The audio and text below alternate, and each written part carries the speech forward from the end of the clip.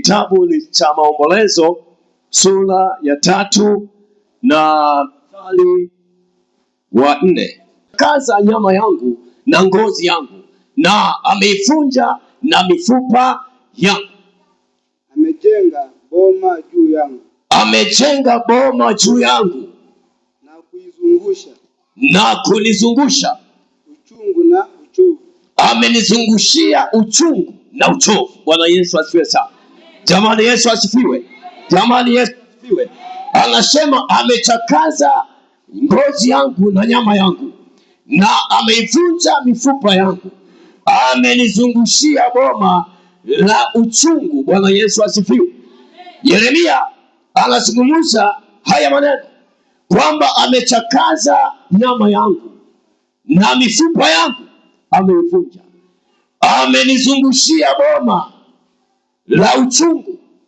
Bwana Yesu asifiwe. Amenikalisha penye giza. Anasema amenikalisha penye giza. Amenikalisha penye giza.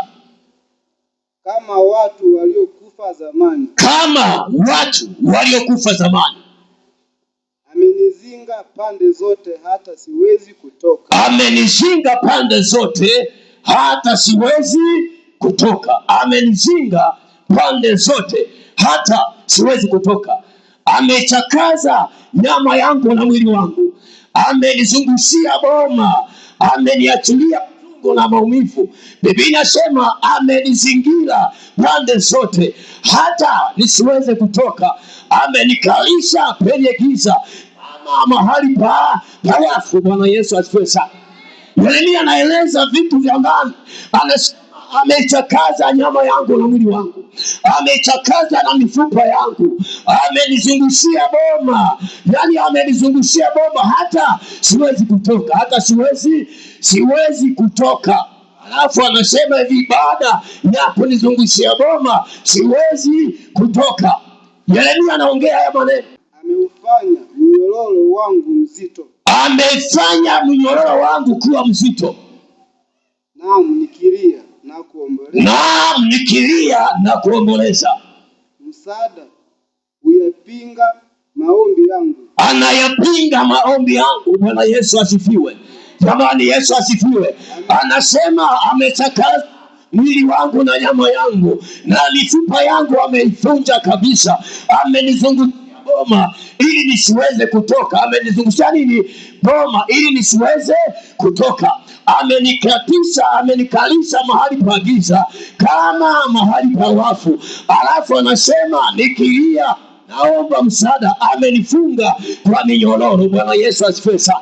Alafu anayapinga na maombi yangu ili yasiweze kujibiwa. Hapa Yeremia anazungumza habari za kiroho, habari za ufalme wa rohoni. Bwana Yesu asifiwe sana. Ndio maana anasema ameiharibu nyama yangu na mwili wangu na mifupa yangu ameivunja. Alafu amenizungushia boma ili nisiweze kutoka. Boma ni kama ukuta. Amezungusha ukuta ili usiweze kutoka hapo. Bwana Yesu asifiwe sana. Yeremia anasema anayapinga maombi yangu. Amenifunga kwa mnyororo. Ameniketisha mahali pa giza kama mahali pa watu waliokufa. Alafu anazuia maombi yangu. Bwana Yesu asifiwe sana. Jamani, Yesu asifiwe. Ameziziba njia zangu. Ameziziba njia zangu kwa mawe yaliyochongwa. Ameziba njia zangu kwa mawe yaliyochongwa. Ameziba njia kana kwamba siwezi kupita. Ameziba kwa mawe yaliyochongwa.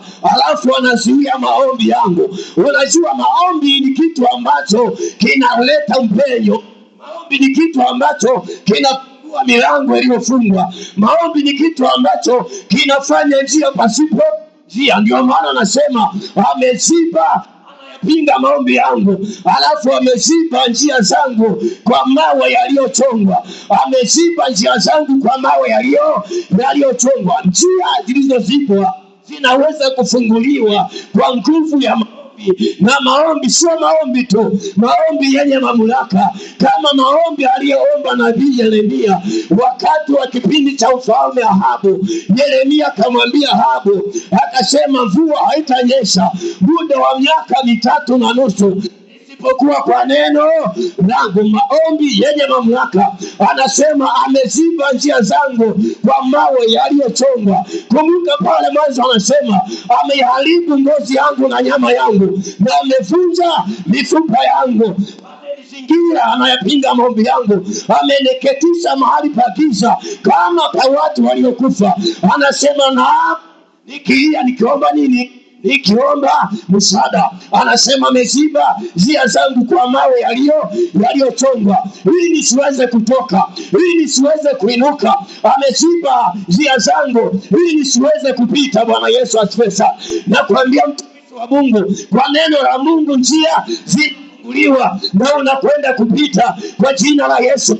Yesu anasema ya kwamba yeye ni njia, haki na uzima, na yeye anaweza kufanya jambo lolote mahali popote. Waache wazibe njia, lakini Yesu yupo, atatokeza njia nyingine. Waache wakufunge na minyororo. Yesu yupo kwa ajili ya kufungua minyororo. Hata wamekuketisha mahali pa giza kama mahali pa watu waliokufa, na hapo toka mahali pa giza. Biblia kwenye Agano Jipya inasema wameketi katika vuli wa mauti na wakilia.